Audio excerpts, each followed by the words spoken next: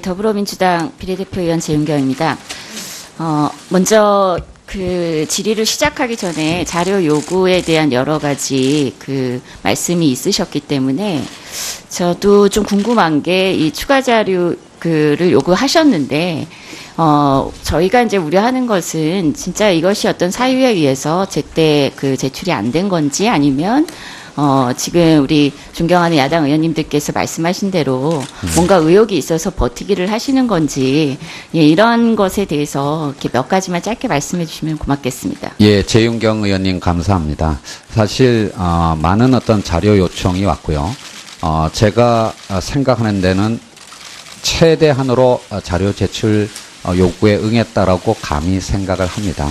사실 제 주변에서는 너무 쉽게 개인정보 제공에 동의한 게 아닌가라고 하는 말을 들을 정도로 그런 얘기도 들었을 정도입니다. 그런데 제출되지 못한 자료들의 대부분은 사실 보관하고 있지 않은 자료들입니다. 예를 들면 예일대학에 갈 때 어떤 이제 추천서 같은 거는 당연히 제가 지금 갖고 있지를 않습니다. 그리고 과거에 어떤 이사를 갈 때 전세 계약 부분 같은 것도 네, 후보자님, 네.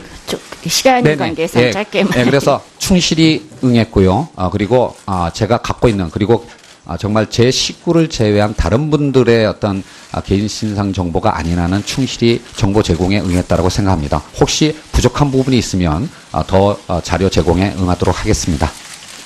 예, 그럼 본격적으로 질문을 드리겠습니다.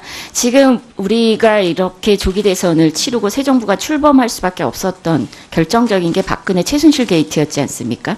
지금 국민들께서는 부정부패가 없는 완전한 새로운 대한민국을 요구하고 있습니다. 이 대통령 박근혜 탄핵에 결정적으로 기여한 것이 삼성의 뇌물죄 성립이었는데요. 이 최순실 일가가 삼성으로부터 직접적으로 받은 돈만 94억에 이르고, 그리고 미르 K스포츠 재단까지 통하면 298억, 거의 400억 원에 가까운 이득을 취했습니다. 이렇게 보면은 최순실 게이트의 진짜 몸통은 삼성이다. 그냥 돈을 줬을 리는 없지 않습니까? 그래서 사실 삼성이 어떤 이득을 바라고 이렇게 엄청난 비선실세 로비를 했는가 들여다보니까 결국은 이재용 부회장 일가가 이 과정을 통해서 얻게 된 이득이 최소 8,500억 이상, 삼성전자 지배력까지 고려하면 10조가 넘는 이득입니다.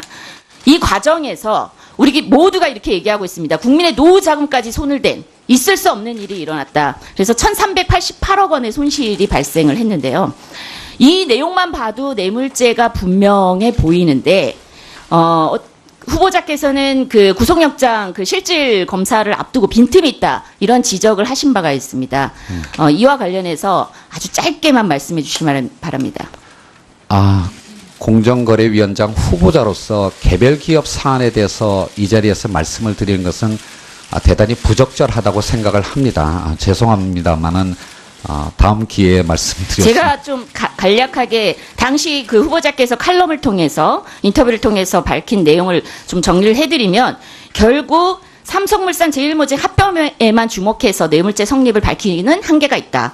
따라서 지주회사 전환, 승계과정 전반을 다 봐야만 한다라고 조언을 하신 것으로 알고 있고요. 그런 칼럼 내용을 보면서 특검팀이 후보자를 수소문해서 참고인 조사를 요구했고, 그리고 진술을 하신 것으로 알고 있습니다. 후보자에 대한 그 참고인 조사 후에 이재용 부회장을 재소환을 했고요. 그리고 그 다음날 영장이 재청구됩니다. 이렇게 1차 영장 청구 그 기각 후에 공정위와 금융위 에 대한 압수수색을 했고, 여기에서 확보된 증거가 주요하게 채택이 돼서 2월 17일 드디어 이재용 부회장의 구속영장이 발부가 됐고요. 이것이 바로 박근혜 대통령의 파면에 결정적인 근거가 된 것으로 알고 있습니다. 따라서 사실 이 잘못된 이 최순실 게이트를 바로잡고, 부정부패를 바로잡고 새로운 대한민국을 요구하고 있는 국민들의 마음에 가장 큰 결정적인 사실은 전환점을 마련하신 게 결국은 우리 후보자가 아닌가라는 생각으로 저는 개인적으로는 대단히 감사한 마음을 갖고 있습니다. 다만 여전히 사실은 부패한 방식에 의존해서 의존하려는 기업 집단, 그리고 정치 세력이 존재하고, 이들이 후보자의 공정위원장이 되는 것을 격렬하게 반대하고 있습니다. 이런 결과 과도한 의혹을 위한 의혹 제기로 후보자를 흠집내게 열을 올리고 있는데요. 그중에서 지금 주소 비일치인지 아니면 위장 전입인지 알 수 없는 이런 내용에 대해서 예, 발언 기회 주셔서 감사합니다. 저에 대해서 특히 주소 이전에 대해서 여러 가지 의혹이 제기되었습니다. 그 과정에서 많은 질책도 받았고 많은 격려도 받았습니다. 그 과정에서 오늘 청문회를 통해서 제가 아는 한 자세하게 소명 말씀을 드리도록 하겠습니다. 다만 이 과정에서 제가 부족한 부분에 대한 질책도 많았지만 또 한편으로는 저에 대한 국민들의 기대가 크다는 것도 알게 되었습니다. 이 질책과 격려를 모두 감사하게 받아들이면서 저에게 공정거래위원장으로 일할 수 있는 기회가 주어진다면 한국의 공정한 시장 경제 질서를 확립하는데 최선의 노력을 다하겠다는 말씀을 드리겠습니다. 감사합니다. 예, 재윤경 의원님 수고하셨습니다. 다음은 자유한국당의 존경하는 홍일표 의원님 질의해 주시기 바랍니다. 예, 홍일표 의원입니다. 후보자로 지명되신 것을 축하드립니다. 예, 여기 있습니다. 후보자. 질의하는 사람 여기 있습니다. 죄송합니다. 예. 예. 후보자께서는 이제 기업 지배구조 개선을 위해서 많은 활동을 해와서 재벌 저격수라는 별명까지 얻었는데 재벌이 많이 저격됐다고 보시나요? 사실 또 어떤 분들은 당신이 20년 동안 재벌 개혁을 위해서 열심히 했는데 변한 게 뭐냐라고 말씀하시는 분도 있습니다. 하지만 20년 전과 비교한다면 우리 기업들의 관행도 많이 변화했다라고 저는 생각을 합니다. 예. 뭐 그렇게 활동해온 모습 자체는 좋아 보이고 또 과거 새누리당 경제민주화 모임에도 나와서 진영을 뛰어넘어서 같이 토론도 하고 이런 좋은 모습들이 있었다고 보여집니다.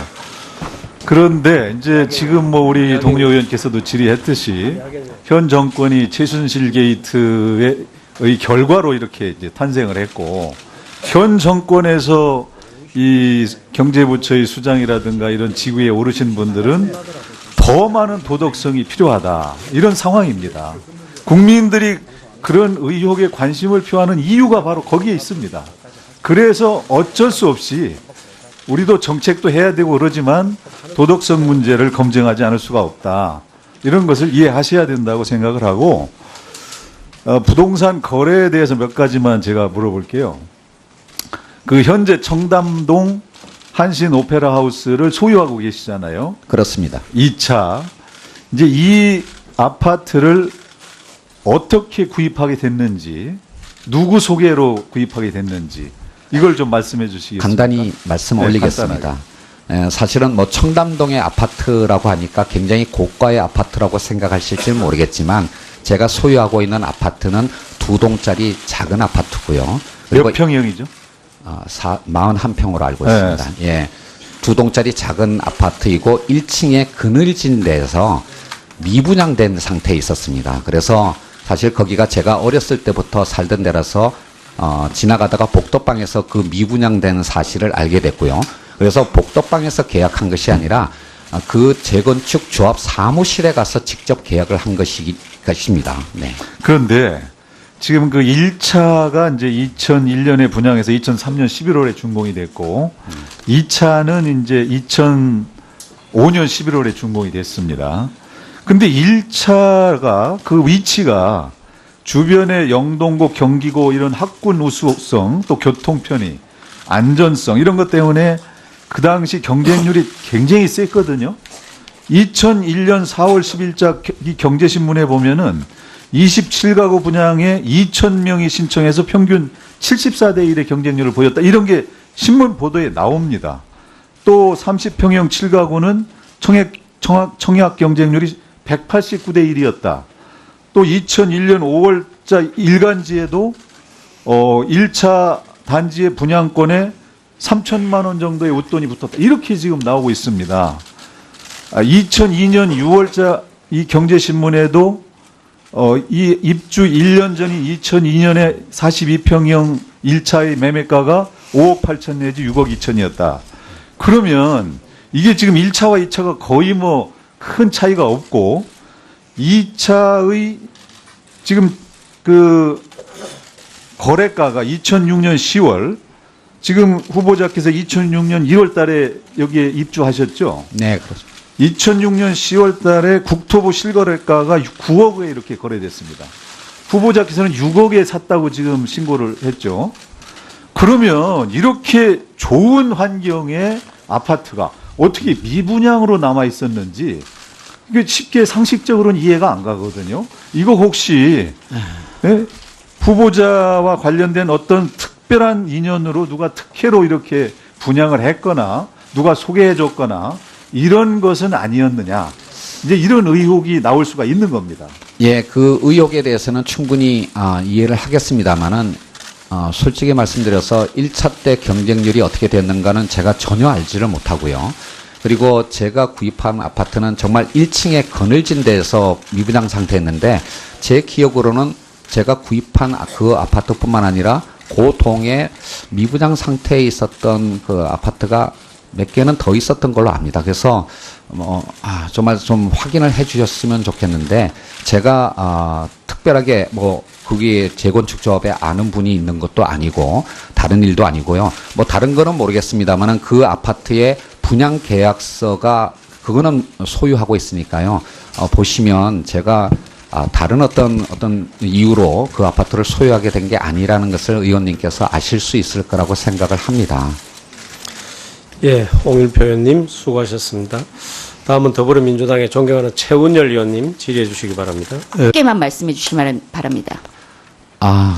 공정거래위원장 후보자로서 개별 기업 사안에 대해서 이 자리에서 말씀을 드리는 것은 대단히 부적절하다고 생각을 합니다. 죄송합니다만은 다음 기회에 말씀드렸습니다. 제가 좀 간략하게 당시 그 후보자께서 칼럼을 통해서 인터뷰를 통해서 밝힌 내용을 좀 정리를 해드리면 결국 삼성물산 제일모직 합병에만 주목해서 뇌물죄 성립을 밝히는 한계가 있다. 따라서 지주회사 전환 승계 과정 전반을 다 봐야만 한다라고 조언을 하신 것으로 알고 있고요. 그런 칼럼 내용을 보면서 특검팀이 후보자를 수소문해서 참고인 조사를 요구했고 그리고 진술을 하신 것으로 알고 있습니다. 후보자에 대한 그 참고인 정보가 아니라는 충실히 정보 제공에 응했다라고 생각합니다. 혹시 부족한 부분이 있으면 더 자료 제공에 응하도록 하겠습니다. 예, 그럼 본격적으로 질문을 드리겠습니다. 지금 우리가 이렇게 조기 대선을 치르고 새 정부가 출범할 수밖에 없었던 결정적인 게 박근혜 최순실 게이트였지 않습니까? 지금 국민들께서는 부정부패가 없는 완전한 새로운 대한민국을 요구하고 있습니다. 이 대통령 박근혜 탄핵에 결정적으로 기여한 것이 삼성의 뇌물죄 성립이었는데요.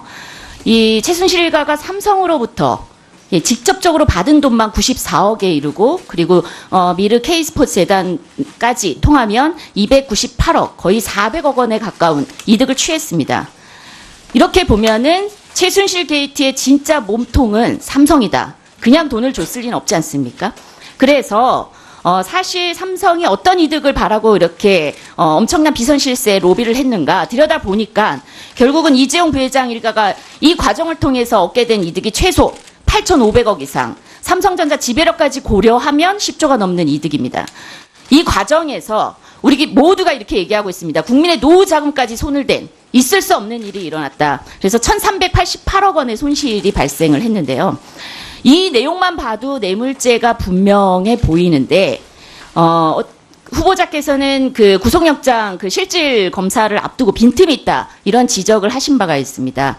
이와 관련해서 아주 짧게 더불어민주당 비례대표 의원 재윤경입니다.